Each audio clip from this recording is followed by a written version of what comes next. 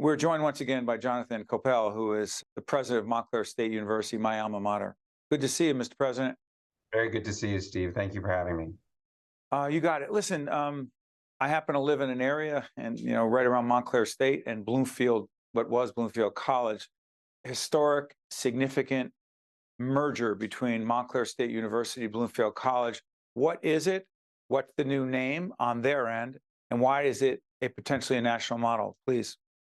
Yeah, it's an important thing. So Bloomfield College, as you know, but just to give a little background for the viewers, Bloomfield College was on the precipice of having to shut down. It just was not it's not a sustainable business model to operate a very small college independently. And then the 1-2 of COVID and financial difficulties, it's just a lot.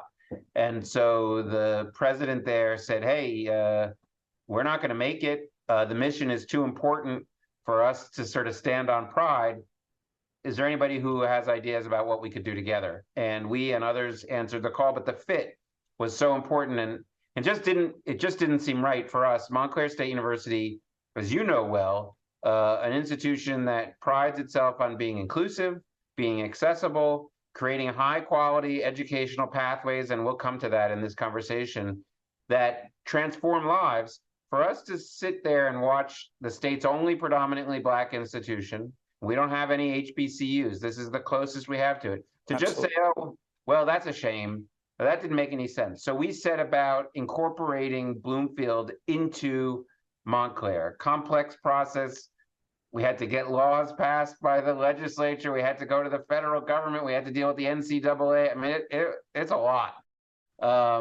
And we're well into that process.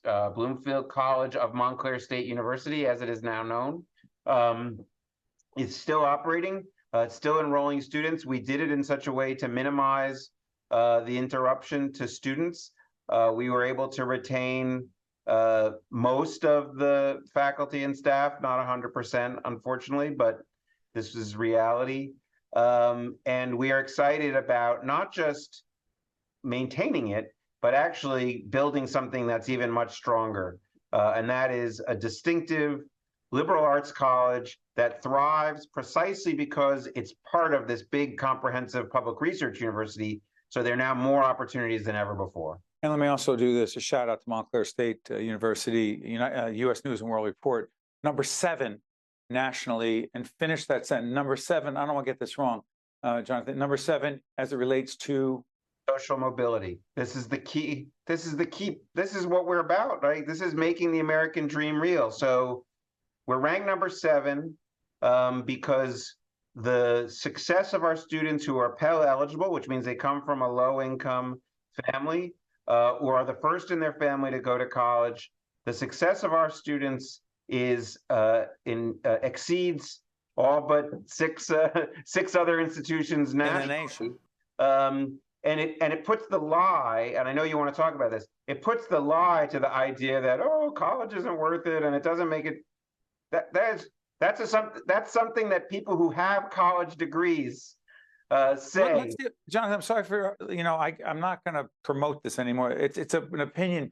It's a comprehensive piece. The New York Times magazine piece put out, not you. Okay, it's catchy, but with the total message here is that economically it doesn't make sense anymore. It did 10, 15, 20 years ago, but with college debt being what it is, college tuition being what it is, it's not the deal it was before, and not that big a deal to get a college degree. For those of us who have it and advanced degrees, I'm convinced, I'm not going to do a commercial for college, but I'll say this, there's no way I would have the career that I have, whatever modicum of success there is, without, go ahead, I'm sorry. People are mixing a lot of different things together. So first of all, does everybody need to go to college? No. Can you have a very successful, prosperous life without going to college? Yes. Sure. And the examples that people often give, you could be an electrician, you could be a builder, you could go into, absolutely true. Right. Absolutely true. All that being said, the basic premise, are you more likely to have success, as you just said, Steve? Are you more likely to have success Does it pay off in the long run if you go to college? The answer is unequivocally 100% yes. Now there are issues, right? You know, if you start college but don't finish, all right, now you might be in trouble. That's so you gotta be sure that you choose the right place, and that the college is doing everything in its power to make sure you succeed. That's why I'm so proud to be part of Montclair, because we take that responsibility really seriously. Like if we accept you and say you're capable of finishing college, it's on us.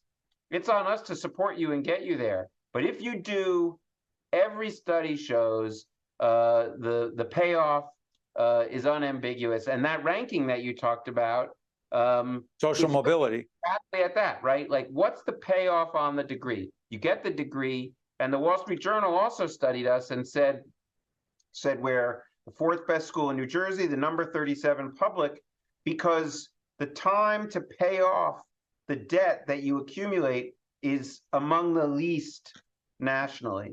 That, like, you can slice and dice this a lot of different ways, but as I say, many of the people who say college isn't worth it have college degrees. Yeah, but real quick follow-up on this.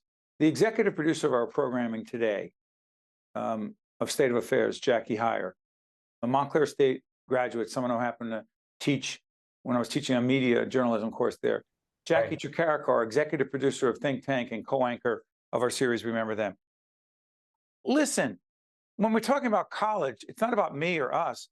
We also they met me. I saw something in them. What we're also missing is the connections, the relationships that get developed with faculty members and others. And it's not just about Montclair State, but those introductions, those relationships, those connections matter, please, Mr. President.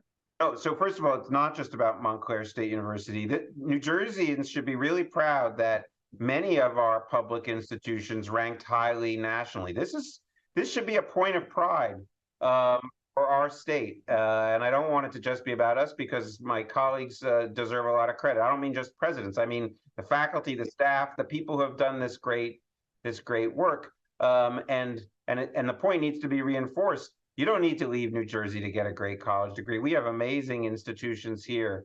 And you're 100% right. The payoff is you're building your professional networks. You're meeting the people who are going to be your contacts, who are going to get you jobs. And let me be a little more philosophical for a second. Part of going to college is also to start to see new possibilities for your life that you might not have even known existed. You might not have known that you could go into a job that would allow you to travel, or that would allow you to be a writer, or that would allow you to use your creative sides, because we are all, to some degree, limited by what we see and what we know. And part of college is broadening out your experiences. And if we deny people that, sure, can they live a productive life? Of course they can. But they might not realize all the things that they could be without that experience. It's well said. And this has been part of this interview with Jonathan Koppell, the president of Montclair State University, is part of a long-standing series that we started and is not going to end anytime soon, simply called The Future of Higher Education. And the next time you join us, Mr. President, let's talk about the impact of the Supreme Court, United States Supreme Court decision on affirmative action, because it's going to play out over time. And we need to understand that on every level.